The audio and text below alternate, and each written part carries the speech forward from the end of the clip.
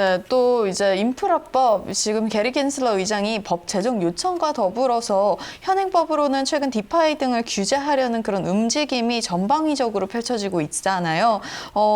인프라법으로는 이제 과세를 또 시작을 하기도 했고 가상화폐 및 디파이 생태계에 규제의 칼을 뽑아든 듯합니다. 관련 산업이 상당히 위축될 것으로 느껴지는데요. 디파이의 미래 암울하기만 한 걸까요? 라고까지가 제 질문인데 지금 제가 여기 이쪽 업계의 전문가분의 그 카톡을 받았거든요. 네.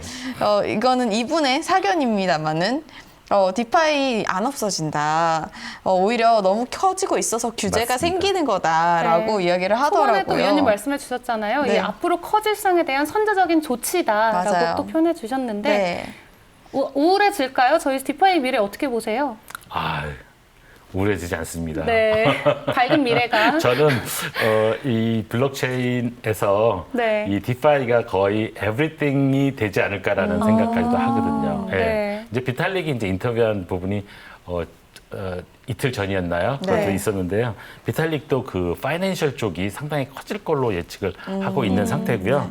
그래서 어쨌든 지금 정부 입장이나 의원이나 이런 입장에서 봤을 적에는 상당히 규제를 하고 네. 관리 감독하고 싶은 그런 게 강하다라는 것은 어떻게 보면 네. 시장에서 올라오고 있는 이런 열망이나 욕구, 성장하는 이런 부분들은 상당히 커지고 있다라고 저는 판단을 하고 네네네. 있거든요. 네. 그러니까 얼마나 다급하면 사실은 신사업이 올라오는데 그쵸. 이도저도 안 되니까 네. 일단 있는 거라도 좀 줘봐 해가지고 네네네네. 그걸로 신사업을 구법으으로 네. 규제하려고 하는 어떻게 보면 조금은 좀 억지스러운 모습 아닐까요?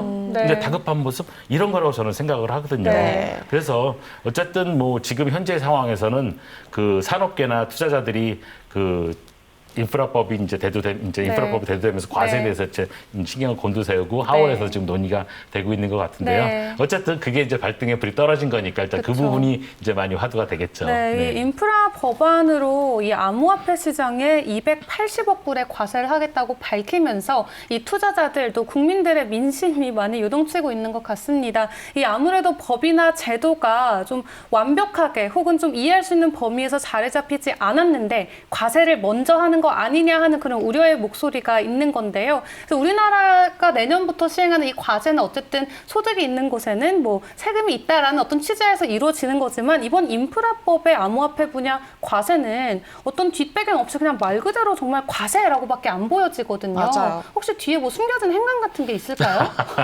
저는 모르겠습니다만 네. 일단 인프라법 자체는 네. 목적이 과세입니다. 네. 네. 세 수입입니다. 네. 다른 내용 특별한 건 없고요. 280억 달러 거둘 거야라는 그런 거거든요. 그러다 보니까 이제 그 좀 전에도 말씀드렸지만 업계나 네. 이제 투자자분들이 네. 이제 세금 낸다고 하니까 네. 좀 이렇게 그 볼멘 소리를 좀 하시는 건데요. 네. 그걸 좀 더 면밀히 살펴보면 네.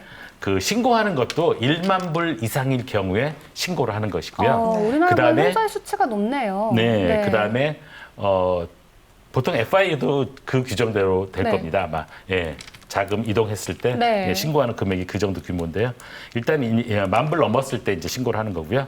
그다음에 세금의 규모가 280억. 네. 불이죠. 280억. 그러니까 네. 32조 정도 규모인데 네. 이게 10년 동안 과세한다는 얘기거든요. 네. 그러니까 1년간을 따지면 1년, 2.8 빌리언, 네. 그다음에 3.2조 원인데 네. 이거 전체 그 가상화폐 규모를 보면 네. 지금 한 2 트릴리언 정도 되죠? 네. 2,300조 원? 네. 그 정도 되는데 그중에서 1년에 2.8 빌리언이면 네. 0.14%입니다. 네. 근데 그러면 증권 거래세가 아마 2023년도까지 해서 0.15 정도로 낮아질 텐데 네. 그 정도 수준밖에 안 되는 거죠. 네. 근데 사실 이번 인프라법안 앞두고 10년 동안 과세하겠다고 했잖아요. 또 한편에서는 이렇게 풀이하시더라고요. 어떻게 보면 미국이 점진적으로 뭐 향후 10년까지 이 암호화폐 시장의 가치를 인정한 거다. 그건 점진적으로 그렇죠. 10년 동안 그렇죠. 그 정도의 없어지지 않을 거다라는 네, 그런 세수를 기반으로. 할 수 있다는 거를 믿기 때문에 이거를 법안으로 만든 거잖아요. 그래서 네. 어떻게 그렇죠. 보면 이게 또 호재로도 작용될 수 있다고 풀이하시는 분들 저거 계시거든요. 진짜 그 말씀을 드리고 싶은데 네. 말씀해줘서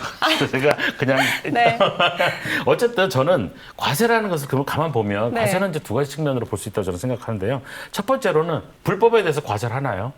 얼마 전에 이제 비트코인이나 이런 부분이 예를 들어서 마약 거래에 사용됐다든지 총기 거래에 그렇죠. 사용됐다든지 있죠. 아니면은 네. 뭐 불법 자금 계속 있잖아요. 이신매매에 네, 사용됐다든지 이랬을 때 그 비트코인은 네. 몰수가 됐죠. 과세가 그렇죠. 아니죠. 그러니까 네. 그렇죠. 과세한다는 자체는 일단 소극적이지만 네. 인정한다라는 거거든요. 네. 그리고 두 번째로는 과세를 하면서 제도권에서 성장하게 되잖아요. 10년 동안. 그렇죠. 근데 그 10년 동안 성장하는 걸 가만 생각해 보면 저는 사실 가슴이 뛰어요. 솔직히 이게 사실 지금 호재군요. 네, 네. 엄청난 호재라고 생각하는데 물론 네. 이제 단기간은 아닙니다. 장기간을 네. 봤을 텐데 네. 한번 그러면 제가 질문을 드려볼게요. 네. 이더리움이 언제 나왔나요? 기억 혹시 아세요? 이더리움. 2010 네, 거기까지 맞았습니다. 13년. 3년. 네. 네. 에 백서가 나왔고요. 네. 이제 제네시스 블록이 2015년도에 나왔을 겁니다. 첫 제네시스가 15년이군요. 그렇죠. 백서 네. 나오고 나서 이제 기획이 됐고요. 네. 그 다음에 이제 그래서 구동하기 위한 블록체인을 했으니까 네. 이제 2015년도에 이제 오피셜하게 이제 론칭이 된 거죠. 네. 그랬을 때 지금 2021년 1년이죠? 네. 6년 지났잖아요. 네.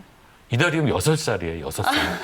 근데 10년이 지나면 네. 16살이 되는 네. 거예요. 그렇게 생각하면 먼저 감이 오죠. 기대가 되는데요. 엄청 기대가 됩니다. 저는 네. 사실. 네. 기대가 되는데요? 그때면 중2병 아닌가요? 그래서 어쨌든 선이 됐든 후가 됐든 네. 이제 먼저 과세를 한 제도도 없는데 먼저 네. 과세한다고 네, 네. 대한 부분에 대해서 불만이 있는 부분은 충분히 이해는 합니다만 네. 어쨌든 과세를 해야 제도권 안에서 성장 발전해 나갈 수 네. 있습니다. 맞습니다. 네. 네. 그래서 이제 위원님께서 정말 말씀하신 그 취지 자체가 제도권으로 편입이 돼야 하는 수순이다라고 이야기를 하시는 거잖아요. 그러면 현재 이 인프라법안 그리고 후속으로 뭐 법안 및 SEC의 규제, 움직임 그런 것들을 꼭 부정적으로 볼 거는 아닌 것 같다라는 결론이 우리 셋 다 약간 네. 다 같이. 입이 맞춰진 네. 것 같거든요. 동의해 주셔서 감사합니다. 네, 네. 이렇게 혼란스러운 시장을 바로 잡고 보다 건전한 그런 네. 시장의 구성이 되어야 우리의 이런 업계나 시장도 더 커지지 않겠나 하는 생각이 드는데 그게 맞는 거겠죠? 네, 그렇습니다. 네. 저도 그렇게 보는데요. 일단 지금 혼란스럽고 아무래도 정부 입장에서나 당국자 그다음에 의원 여러분들이 이제 시장을 그만큼 이제 팽창하고 있다고 보니까 네. 규제를 하고 싶어 하는 거죠. 그런데 이제 한 목소리로 얘기하고 있는 것은 분명히 그렇게 얘기를 합니다. 그 안전한 암호화폐 시장이라고 얘기를 하고요. 네. 그 다음에 충분한 투자자 보호책이라고 얘기를 하는데 그것이 바로 목적이라는 거죠. 네. 법과 어떤 규제를 하는 데 있어서 네. 그것이 달성하고자 하는 목적이라는 것이니까 사실은 뭐 안전한 암호화폐 시장이 그 대두가 되고 그다음에 네. 충분한 투자자 보호책이 있다면 이거야말로 어떻게 보면 자유시장의 근간이 되는 거잖아요. 네. 그러니까 이제 투자자들이나 아니면 업계 사람들이 자유롭게 개발할 수 있기 때문에 아주 좋은 그러한 그 방향으로 나아가고 있다. 발전적인 방향으로 나아가고 있다라고 저는 생각을 하고요. 네. 그러한 어떤 관점과 틀로 네. 앞으로도 계속 나아갈 것으로 생각을 합니다. 네. 그래서 그 항상 신기술이나 시장이 대두되고 나면 네. 어떤 혼란스러움도 좀 있었고 그다음에 시장이 좀 혼탁한 그런 측면도 있었습니다. 비근하게 2000년 IT 버블 때 한번 생각해 보면 네. 그때 엄청났지 않았습니까? 네. 예, 근데 그럼에도 불구하고 지금 한 20년이 지난 지금 그때의 모습을 회상하면 성장 발전하기 위한 어떻게 보면 건전한 성장통 네. 그런 걸로 이해할 수 있지 않을까. 네. 그래서 지금의 시장을 그때와 그때로 오버랩해서 이렇게 반추해 보시면 네. 좀 이해하는 데 도움이 되지 않을까 싶습니다. 네.